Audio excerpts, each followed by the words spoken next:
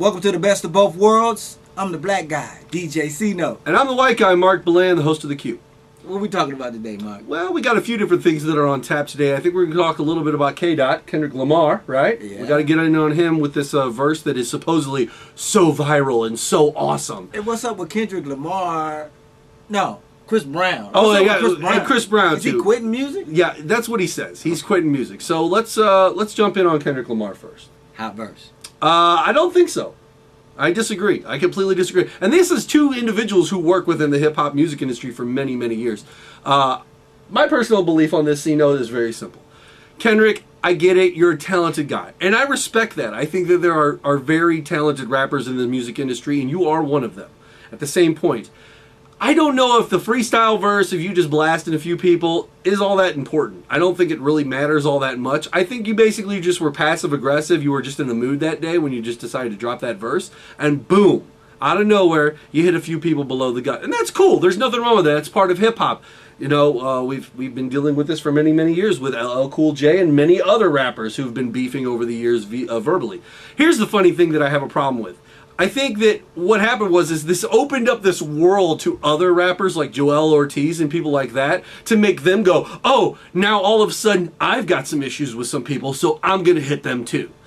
No, you don't. And that's the thing. You really don't. None of you really have any true beefs, because if you did, situations would be getting a lot more serious than they are. But they're not. And I understand that you might like certain people, you might not like certain people, but personal opinion, I don't think the Kendrick Lamar verse is all that amazing. I've heard much better verses over the last few years from other rappers. Honestly. Okay. I think he brought a twist to the game. Well, not actually a twist to the game. He brought hip-hop back to a fun spot where he kicked off some... It's not really beef, because the people that he called out were kind of... Put a little stress in the game. People that he called out were in his camp, and he was calling them to raise... Well, he said Drake, right? Did he say Drake?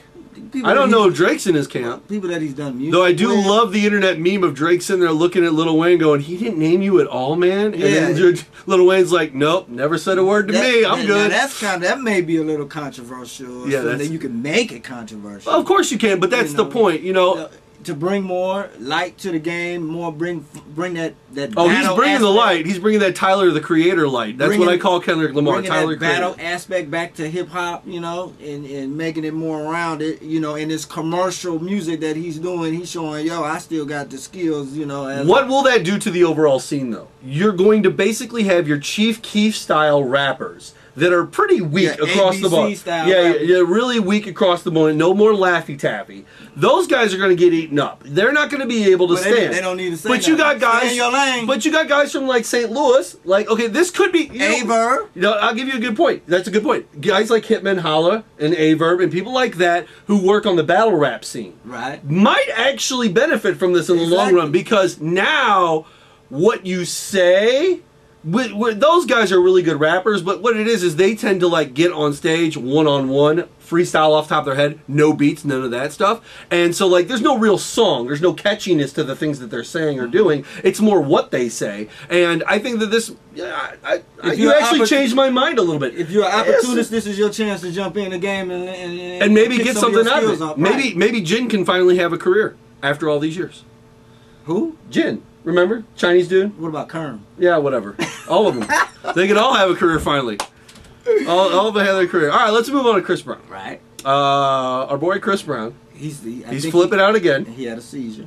He had a seizure, which epilepsy is a bad thing. We don't condone epilepsy or making fun of people with epilepsy or anything like that. We want you to But he said he was going to quit music, and then he... Yeah, well, he had that after the fact. But let's talk about the quit music. You ain't quitting music, okay? You got too many crappy neck tattoos to quit music at this point. You might be taking a break, maybe. You might be taking a hiatus, a little break. Maybe you might be pulling films. Yeah, he might be doing the Kanye West thing where he goes on Jay Leno and he's all sulky.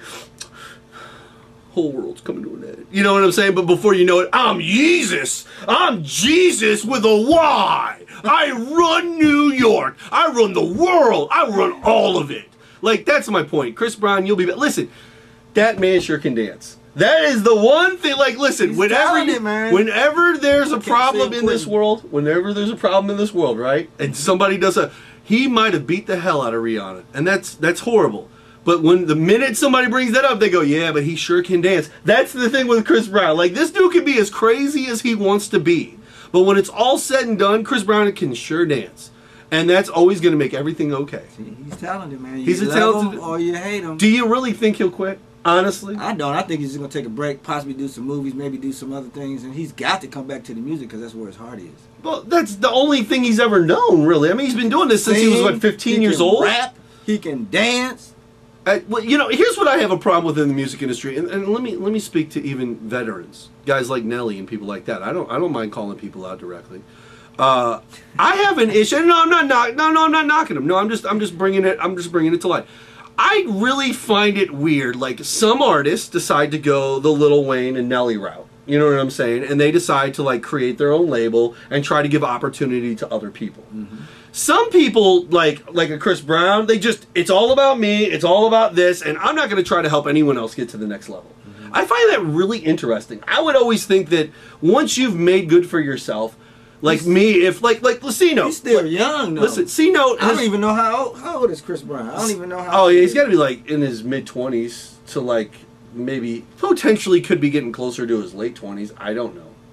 But it's one of those situations where I feel if you're going to be a part of something, you have to respect the overall aspect of that thing, and you're going to have to give back at some point. You know, C-Note has known me for a long, long time, and he just now, after 20 years of knowing me, is finally getting around to giving me back anything whatsoever. And I mean, this guy has been a legend in St. Louis radio, and I started my career in radio before he did. In fact, almost 10 years before he started his career in radio, I had already had a career in radio. That's crazy. But he's finally given back to me, and I appreciate that. It's really nice of him.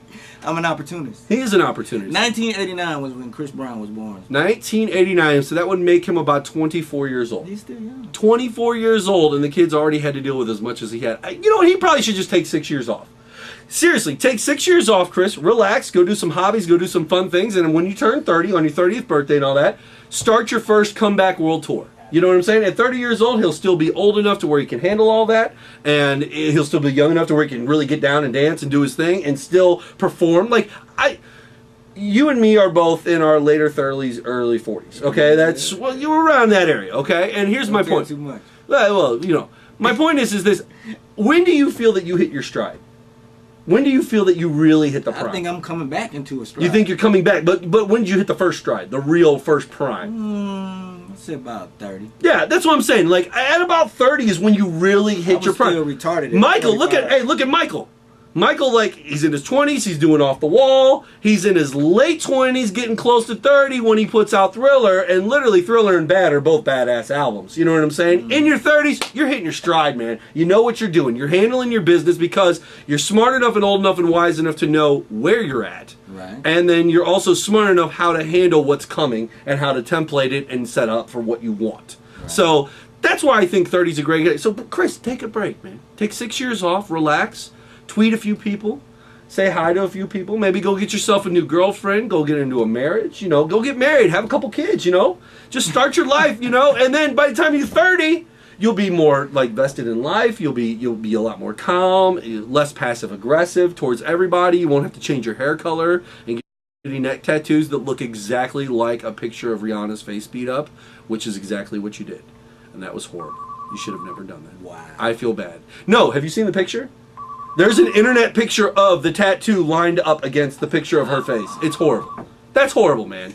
That's really horrible. You can try to make it look like a lion or a cat or whatever you want all you want. This got to be Mark's rant. You didn't win in the Mark's rant I'm without done. even telling me. I didn't tell you about that. Well, that's going to do it. Sorry. We're out of here, man. I'm C-Note. And I'm Mark.